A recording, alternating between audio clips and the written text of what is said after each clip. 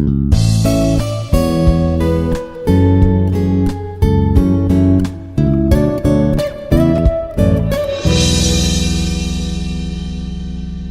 dear students, I am Dr. Shikha Pandey, Associate Professor from Institute of Aeronautical Engineering. So today I am going to discuss about the concepts of bioremediation, means the basics and the basic concept behind this process of bioremediation. So bioremediation is made up of two words, that is bio plus remediation. So these two words is there in this term, that is bio plus remediation. So bio means biological organisms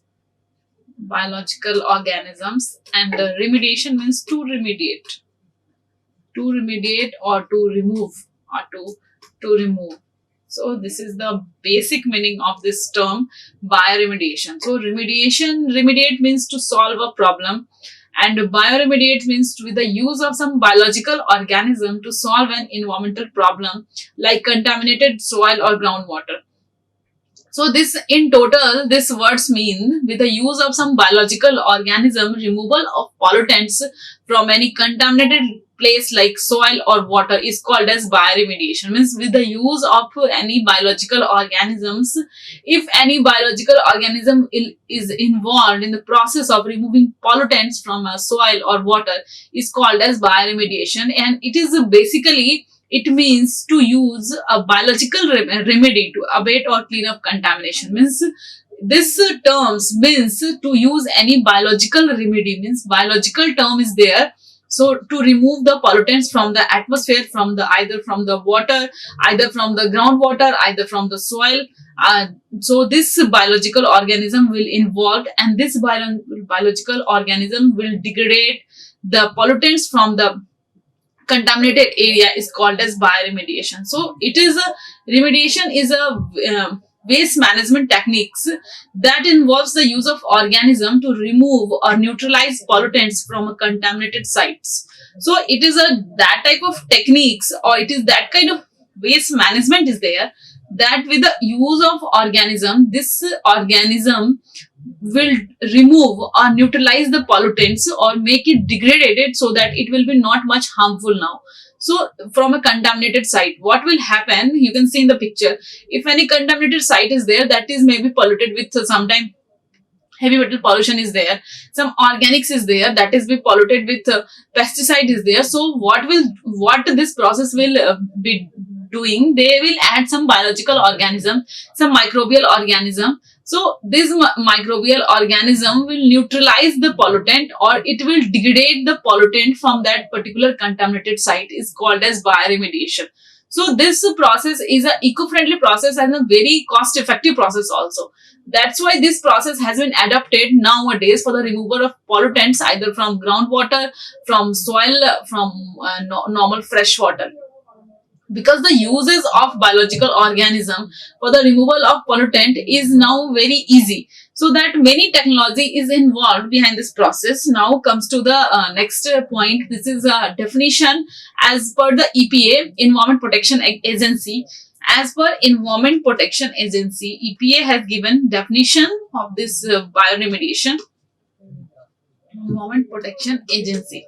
So what they have defined? They have defined bioremediation as a treatment that uses naturally occurring organism to break down hazardous substance into less toxic or non-toxic substances. Means with the use of some bacteria, with the use of any biological organism, the hazardous substance is break down into either make it neutralized or make it less toxic, or becomes in more non-toxic substances. So what that organism will do, they will neutralize the toxic substance,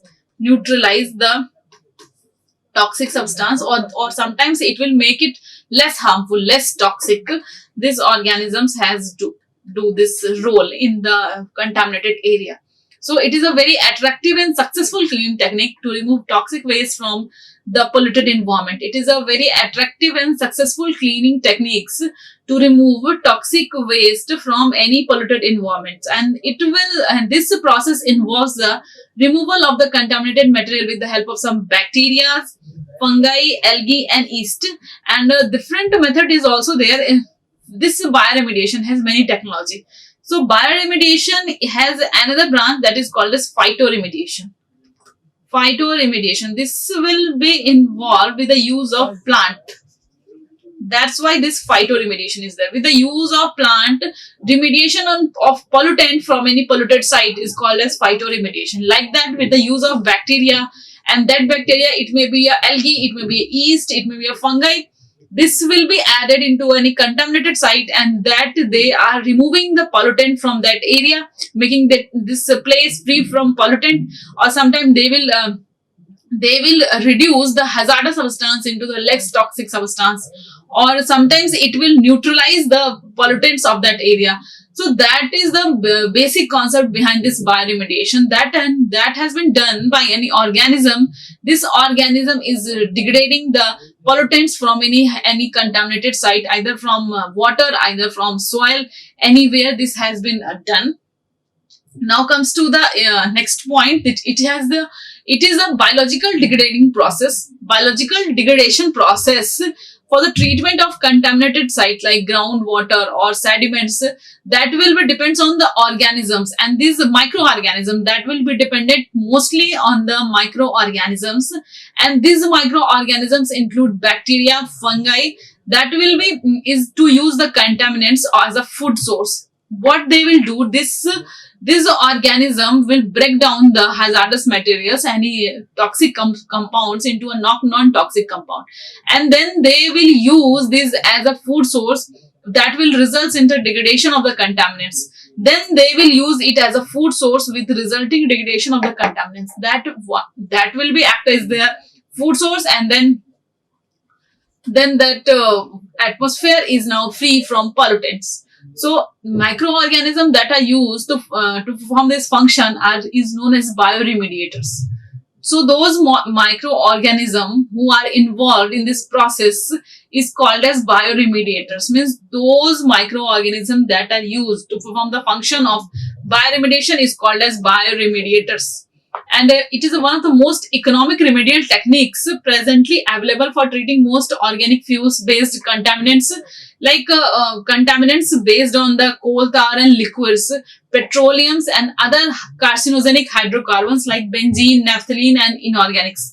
So this bioremediation process will be useful for the site contaminated with the coal tars, liquids, petroleums, and other carcinogenic hydrocarbons like benzene, naphthalene, and some inorganic compounds is there. That's why this is a very economic remedial techniques, because the removal of these kind of contaminants is not possible and too much costly also. That's why this bioremediation process, with the use of some microorganism, they will neutralize the organic compounds that is present in the hydrocarbon and make it less toxic. Less toxic, and these has been applied for the contaminated site that will be contaminated with the coal tars, liquors, petroleums, and other carcinogenic hydrocarbons like benzenes and naphthalenes, and some inorganics is also there. Now comes to the processes involved in this bioremediation process. So microbial bioremediation will use some microorganisms to break down contaminants by using them as a food source. Means they will break down the contaminants by them to act as they will use it as a food source. And next technology is that is phytoremediation. It involves the use of bind, extract, and clean up pollutants. Means microbial remediation will break down or neutralize the contaminants, but phytoremediation will bind and extract and clean up pollutants like pesticides, heavy metals, hydrocarbons, chlorinated solvents. So in both of these methods, a little bit difference is there. First one, bioremediation will involve remediation of pollutant by the use of some biological compounds. Okay.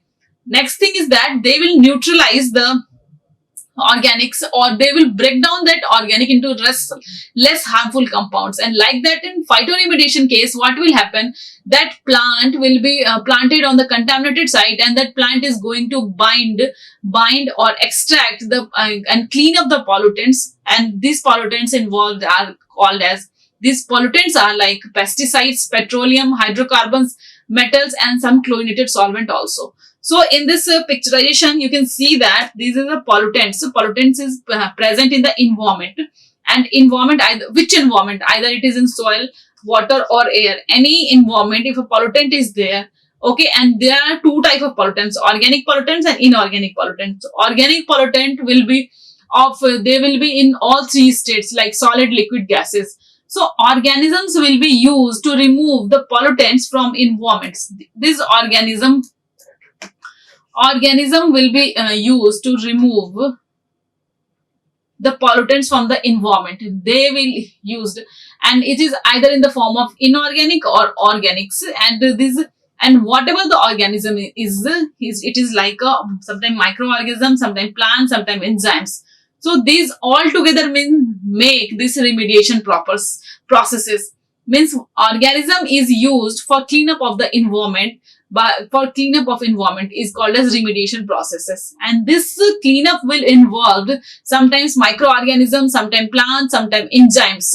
And this will remove pollutants either in the state of organic pollutant or inorganic pollutant. So this picturization was a full representation of this bioremediation processes. And this will be a removal of pollutants from all environment, either from soil, water or air. It is in any form with the use of organisms. That's why this technology is called as green technology also.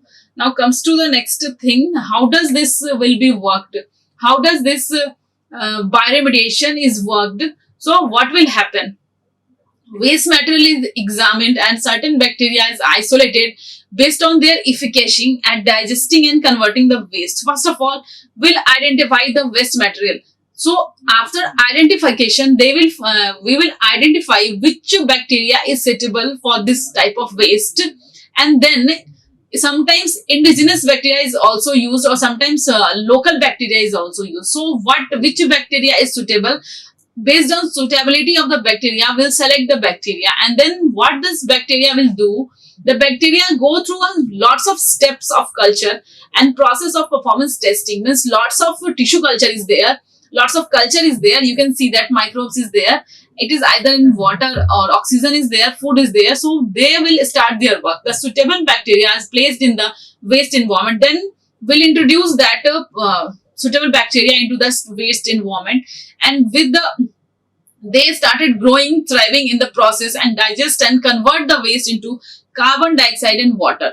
So this is bacteria start surviving in that condition, and they are going to degrade the waste, or they will go to neutralize the waste and convert it into carbon dioxide and water.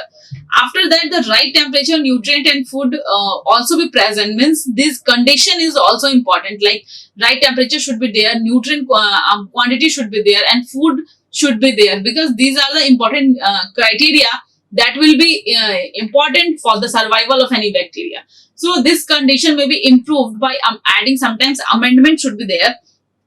Sometimes we will add some amendments. What will happen in case of phytoremediation? If we'll talk about the process of phytoremediation, suitable plant species we are going to select and plant this to the contaminated area.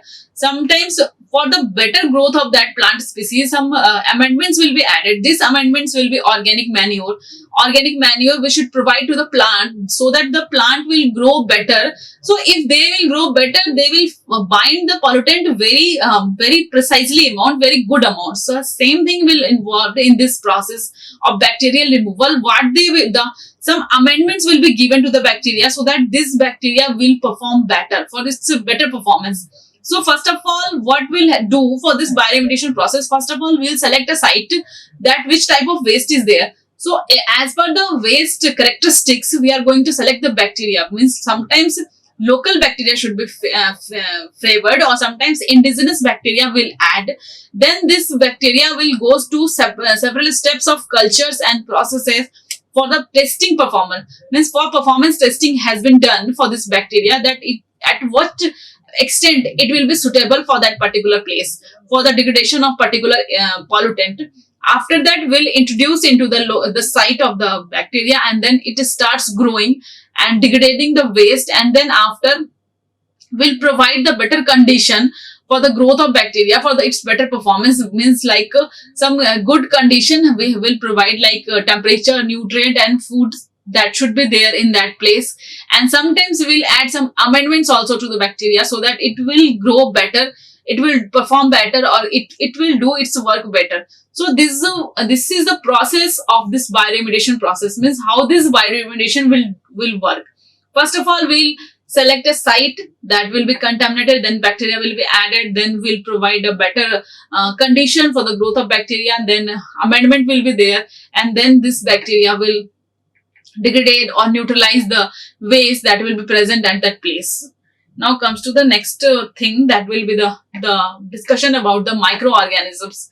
Which type of microorganism are used in this bioremediation process? First of all, aerobic microorganisms is there. They have the capacity to degrade the complex compounds like Pseudomonas bacteria, Actinomyces, Sphanomygomas, Nocardia, Flavobacterium, Rhodococcus, Mycobacterium. These are the aerobic bacteria that are involved in this bioremediation process. Likewise, anaerobic bacteria are not as regular used as aerobic bacteria.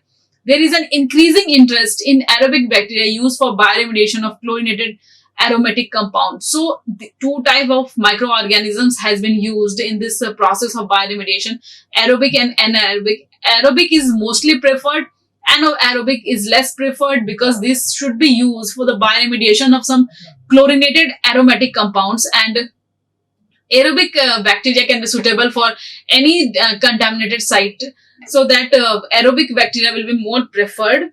Next is the factors and desirable condition for the growth for the microbial bioremediation. So first of all, first thing that is important for this microbial bioremediation is the microbial population, means suitable kind of organism is there that can biodegrade all of the compound, means their suitable amount of more population should be there. More population should be there, and they will degrade, they will do better, they will perform better, and enough oxygen is there to support aerobic biodegradation, because most of the steps that takes place during this biodegradation process is aerobic, means they need oxygen in more amount, so that's this oxygen is there. Aerobic digestion is very important. So about 2% of the oxygen in the gas phase and 0.5 mg per liter in the soil water. Next condition is the soil water condition. So water condition has been provided for the better remediation purpose. So soil moisture should be there for 50 to 70% of the water holding capacity of the soil, means that contaminated soil will have water holding capacity up to 50 to 70%. Next, nutrients should be there. Nutrients like nitrogen, phosphorus, sulfur, and the other nutrients to support good microbial growth. Next condition is the temperature. Temperature is also very much important. So appropriate temperature for microbial growth should be there, that is 0 to 40 degree.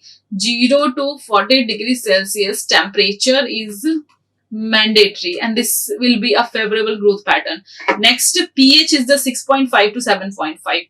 This will be factors that will be responsible for the better condition of these microorganisms to do this bioremediation work properly.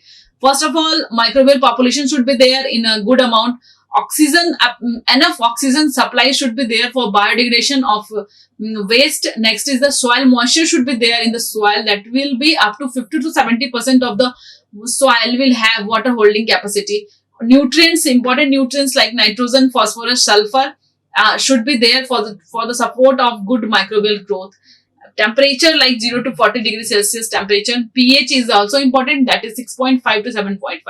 So these are all the important essential factors for the microbial bioremediation. Now we'll discuss about the types of bioremediation. So first of all, bioremediation has broadly two categories: in situ bioremediation and ex situ bioremediation. In situ bioremediation will involved the bioremediation of pollutant into on-site removal of pollutant. On-site removal of pollutant.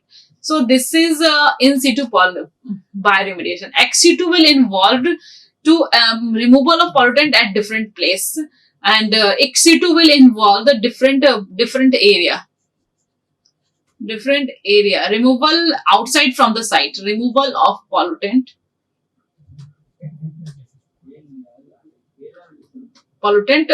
different at a different site. So this is the ex situ bioremediation.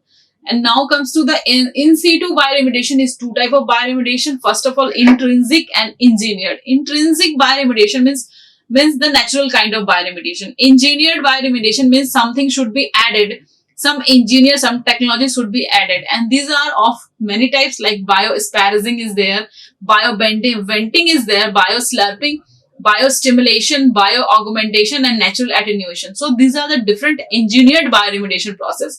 We'll discuss about this process in detail in the coming lectures. Next is the ex situ is of two types. First one is the slurry phase bioremediation. So ex situ bioremediation will involve if we will take the soil or contaminated water to different area, and at that area we'll treat that pollutant. So slurry phase bioremediation will involve the mixing of that pollutant with the slurry, with the water, and then the remediation will be done. So this example is a bioreactor. Next is the solid phase bioremediation. Solid phase bioremediation means it is for the what soil. You could take soil to any other place, and there you can do it by the process of biopiling. Means piles should be there. We'll make the soil in the pile, and then different bacteria will be added to the pile, and they will start degrading or neutralizing the hazardous waste. And land farming is there, composting should be there, biofilter is there. So these are the different methods for the solid phase bioremediation of ex situ bioremediation method. So basically in a broader way, it can be divided into two categories only: in situ remediation and ex situ remediation. In situ remediation will involve the removal of pollutant at their own site, and ex situ pollution bioremediation will involve the removal of pollutant into different area. Now comes to the types of bioremediation. So first of all, we'll discuss about the in situ bioremediation. In situ bioremediation, it allow treatment of large volume of soil at once. So in situ will involve the treatment of soil at their own place, and in situ at the different place. So what will happen? It involves excavation of contaminated soil and treating it in a treatment plant located on the site or away from the site. Excavation of the contaminated soil should be done, and then treating it in a treatment plant that is located on the site or away from the site. This will be mostly effective at site with sandy soil. This in situ will be mostly effective, and ex situ is like it can be faster, easier to control, and used to treat a wider range of contaminants and soil type than in situ approaches, because here controlled condition is there. Controlled laboratory condition is there. That's why it should be easy to handle a wide range of contaminants. And it can be varied depending on the methods of supplying oxygen or electrons donor to the organism that degrade the contaminants. Three commonly used in situ method are the bioventing, injection of hydrogen peroxide or oxygen releasing compounds for aerobic treatments. Next is the injection of HRC for anaerobic treatment. Like that, ex situ bioremediation can be implemented as slurry phase bioremediation. Means slurry water is mixed with the soil, and then slurry will be formed. So and then treatment of this slurry. Next is the solid phase remediation, and this solid phase remediation will involve contain solid phases. Composting is there, land farming is there. So these are the different types of this solid phase bioremediation. Now comes to the next types of this bioremediation is the biostimulation. Biostimulation is a method in which bacteria is motivated to start the process of bioremediation. Means here we should give an favorable condition to the bacteria so that the bacteria will start the process. And in this method, first the experts release nutrients and other important substance in the soil where there is needed or removing the contaminant, so that we will add some nutrients, first of all, some nutrients to speed up the process of bioremediation. Process of bioremediation. Okay, then next point is that they are in the that can be in the form of gas or liquid. It increases the growth of microbes in that area. As a result of bacteria and other microorganisms removes the contaminants quickly and efficiently. So that this microorganism remove the contaminants very quickly and efficiently. Microorganisms that can clean up a particular contaminants are added to the contaminated soil or water. Here you can see in the picture, this is the process of biostimulation.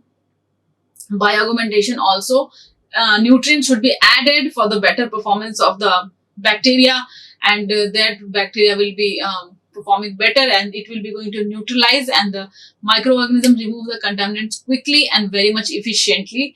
And there are different type of forms of liquids and solid is there, and it increases the growth of microbes in that area. Now comes to the next point, that is bioaugmentation.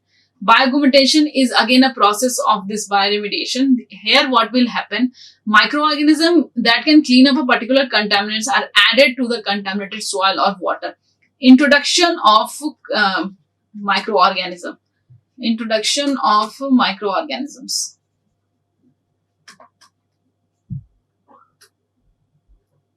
And bioaugmentation is more commonly and successfully used on contaminants removed from original sites such as municipal wastewater treatment. Means this has been basically used for the wastewater treatment facility, and that process takes place soil and water, because these two places are always full of contaminants and toxins. So it will be helpful for the soil and water. This process has been used. You can see that augmentation of nutrient and chemical nutrients is there. Some bacteria will be there, and then biological degradation of contaminants, that bacteria will start the degradation process, and then it will going to fast conversion in a reactor. So this was about the bioaugmentation process. Next is the bioremediation process. Means in this bioremediation process, this type of reaction will take place.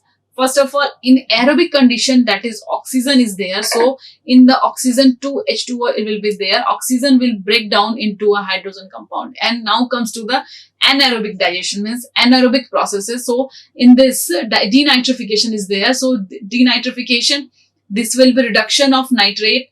And next is the manganese 4 reduction reaction is also there. These are all with the absence of oxygen. Iron 3 reduction steps is there. Sulfate reduction, it is for sulfate reduction. This reaction has taken place for the sulfate reduction. If any area has been contaminated with sulfate, then this should be this reaction should be for the sulfate reduction. If iron contaminated site is there, this steps has been takes place. Next is the fermentation step has been takes place for the anaerobic bacterial digestion. And these are the electron redox potential that has been limited, that has been a favorable condition for the bioremediation processes. These are the favorable conditions for bioremediation process. So you can see that the aerobic in the aerobic oxygen is there, and anaerobic denitrification is there. Next is the manganese 4 reduction, iron 3 reduction, then sulfate reduction, then fermentation. And all started with the 500s. They are having more redox potential, like from 500 to 200. Manganese will having 400 to 200 approximately. Iron will having 300 to 100. 0 to 150 sulfate is there. Fermentation is 150 to 220. So these are the different redox potential that will be a favorable condition for the reduction of the bacteria for the bioremediation process. Next, this bioremediation process is how it has been done for a contaminated soil. So we can see that this is a contaminated soil. Some non-biodegradable pollutants are there, industrial pollutants are there, waste layers is there, intrusive filtration is there. So these any landscape is there. This landscape has been very much contaminated. So it is a bioremediation will involve that kind of technology to remove or to stabilize soil pollutants and to improve soil quality through comprehensive utilization of metabolic activities of animal, plants and microbes. This will involve the use of some microbes, some animals, plants. To what they will do, they will utilize they will break down this hazardous chemicals into non-hazardous chemicals. So first of all, in a contaminated site, some addition of nutrients should be there. Nutrients should be there. Proper moisture should be there, and electron donors and microbes should be there. And the pH, temperature redox potential has to be measured, because these are the main factors. These are the main factors for the bioremediation process. Next is that we'll go to measure the concentration of contaminants and the biological growth. Then then after if process bioremediation is completed or not. If it is not completed, then again these steps has been started to remove the pollutant from the soil. So these are the method for the removal of bioremediation from any contaminated soil.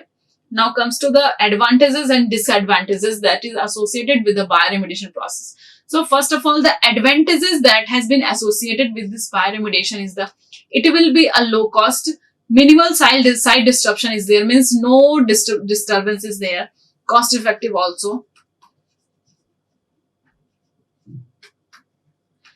Simultaneously, treatment of contaminated water and soil, minimal exposure to public and site personnel, useful for the complete destruction of a wide variety of contaminants. It can often be carried out on sites, often without causing a major disruption in the normal activities. It can prove less expensive than other technologies that are used for cleanup of hazardous waste. So the main advantages associated with this bioremediation process is that very less site disruption is there, and it will be simultaneously, it will treat the water and soil also. Very less exposure to the public and sub-site personnel is there. Useful for the complete destruction of wide variety of contaminants. It can often be carried out on site, often without causing a major disruption of normal activities. It can also be less expensive than other technology that are used for the cleanup of hazardous waste. So these are the advantages that has been benefits that has been associated with this bioremediation process. And next is the time consuming. Disadvantages means is related with this bioremediation process is that it is a very much time consuming. It depends upon the season. Problematic addition of additives should also be there. Limited to those compounds that are biodegradable, means it will work only on the biodegradable compounds. Non-biodegradable is not possible. Not all compounds are susceptible to rapid and complete degradation. There are some concern that the products of biodegradation may be more persistent or toxic than the parent compound. Sometimes this will be also happen. Some products of biodegradation is maybe more toxic than the parent's compounds, and it is very difficult to extrapolate from bench and pilot scale studies to full scale field operation. Biological processes are often very highly specific. Microbial population, suitable environment growth condition, appropriate levels of nutrients and contaminants should be there. So these are some disadvantages that is associated with this bioremediation process. Like, it depends on seasons. It is very much time consuming. Sometimes with the degradation of compounds, some new compound will be formed. These compounds are more harmful than the parent's compound, and all compounds are not biodegradable compounds. It will be not applicable to those compounds which is not biodegradable. And biological processes are very highly specific, like means all favorable conditions should be very highly specific, like microbial population, suitable environmental growth condition, appropriate level of nutrients and contaminants. Now it comes to the application of this bioremediation process. So it different at a broader way. If we'll talk about this application on the land, in the land area, so first of all, it will help in the bioremediation contaminated soil, bioremediation of aquifers like contaminated soil. Next is the groundwater, then marine oil pollutants.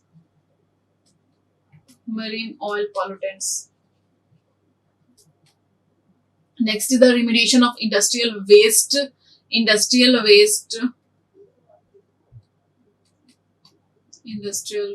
Next point is the slurry phase bioremediation is useful too, but only for a small amount of contaminated soil.